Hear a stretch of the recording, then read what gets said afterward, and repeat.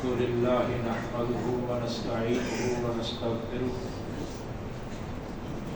ونعوذ بالله من شرور أنفسنا ومن سيئات أعمالنا أما بعد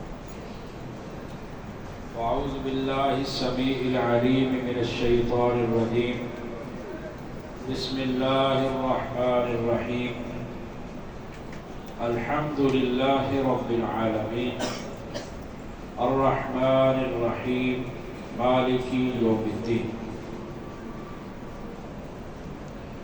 سورۃ الفاتحہ بہت زیادہ فضائل کی حامل ہے۔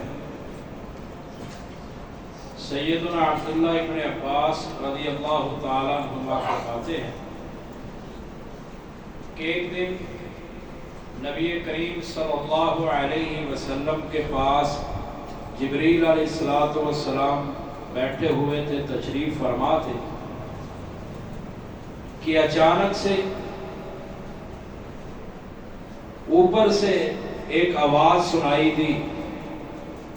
جبریل علیہ السلام نے کہا، اے اللہ کے رسول صلی اللہ علیہ وسلم، کیا آپ کو معلوم ہے کہ یہ کس چیز کی آواز ہے؟ آپ علیہ السلام نے فرمایا، نہیں مجھے معلوم نہیں۔ تو جبریل علیہ السلام نے کہا، اللہ کے نبی صلی اللہ علیہ وسلم، آج آسمان کا ایک وہ دروازہ کھولا گیا ہے جو آج سے پہلے کبھی نہیں کھولا گیا، اور آج آسمان سے ایک وہ فرشتہ زمین پر آ رہا ہے جو آج سے پہلے کبھی نہیں آیا۔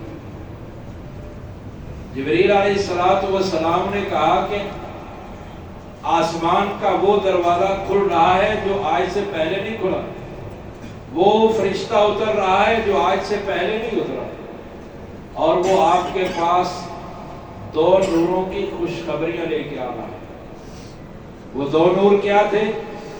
ایک سورۃ الفاتحہ اور ایک سورہ بقرہ کی آخری دو آیات، وہ دو نور لے کے آئے۔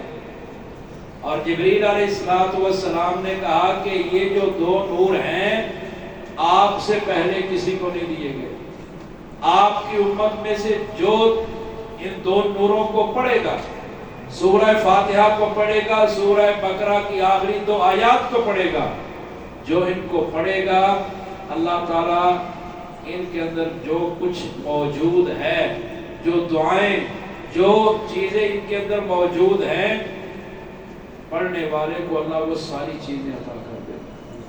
سورہ فاتحہ میں اور سورہ بقرہ کی آخری دو آیات، بڑی عظیم سورت ہے۔ سیدنا ابو سعید الخدری رضی اللہ تعالیٰ فرماتے ہیں کہ نبی صلی اللہ علیہ وسلم کے صحابہ کا ایک گروہ سفر پر تھا، راستے میں ایک جگہ پر پڑاؤ ڈالا، بھوک لگی ہوئی تھی۔ قبیلے والے جو پاس تھے ان کو کہا کہ میں کھانا دے دوں، کھانا مانگا تو انہوں نے کھانا دینے سے انکار کر دیا، کھانا نہیں دیا ان کو۔ تھوڑی ہی دیر گزری، اسی قبیلے کا ایک بندہ آتا ہے، کہتا ہے کیا تمہارے اندر کوئی دم کرنے والا ہے؟ ابو سعید فرماتے ہیں رضی اللہ تعالیٰ عنہ، میں نے کہا ہاں دم کرنے والا ہے، دم کر دے گا۔ وہ آدمی، قبیلے کا آدمی جو تھا جس کے لیے آیا گیا تھا، وہ قبیلے کا سردار تھا، اس کو سانپ نے ڈس لیا تھا۔ وہ سانپ کا ڈسا ہوا اس کے علاج کے لیے آیا گیا، اس کے دم کے لیے آیا گیا۔ ابو سعید رضی اللہ تعالیٰ عنہ نے فرمایا ہاں دم کرنے والا ہے، لیکن ایک شرط پر دم کروں گا کہ میں تم سے 30 بکریاں لوں گا۔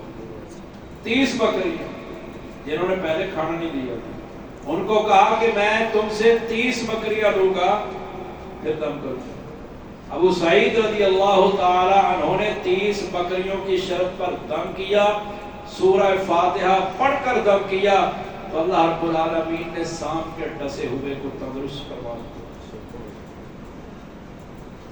سیدنا علاقہ بن سحار رضی اللہ تعالی فرماتے ہیں، میں مسلمان ہو کر واپس آ رہا تھا اور میں نبی صلی اللہ علیہ وسلم سے صرف سورۃ فاتحہ ہی سیکھ کر واپس آیا تھا اور کچھ سیکھ کر واپس نہیں آیا۔ کہتے ہیں میں ایک قوم کے پاس سے گزر رہا تھا، اس قوم میں ایک بندہ تھا جو مجنون اور پاگل تھا، وہ جکڑا ہوا تھا رسیوں کے اندر، رسیوں کے ساتھ اس کو باندھا ہوا تھا لوگوں نے، مجنون تھا نا، پاگل تھا۔ تو قوم والوں نے کہا کہ کوئی آپ کے پاس دم ہے، کوئی علاج ہے؟ انہوں نے کہا ہاں ہے۔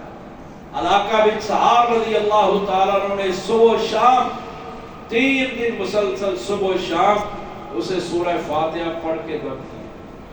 3 دن کے بعد وہ بندہ ایسے ہو گیا کانما منشد من اکار، اللہ رب العالمین نے اس کو جنون کو ختم کر کے اس کو رسیوں سے آزاد فرما دیا۔ کس کے ساتھ؟ سورہ فاتحہ کے ساتھ۔ بڑی عظمت والی صورت ہے، بڑے مقام والی صورت ہے۔ انشاءاللہ تعالی اس کی جو پہلی آیت ہے الحمدللہ رب العالمین، اس کی کل انشاءاللہ تعالی مختصر تفسیر کریں گے۔ اللہ تعالی ہمیں سمجھنے کی، عمل کرنے کی توفیق عطا فرمائے۔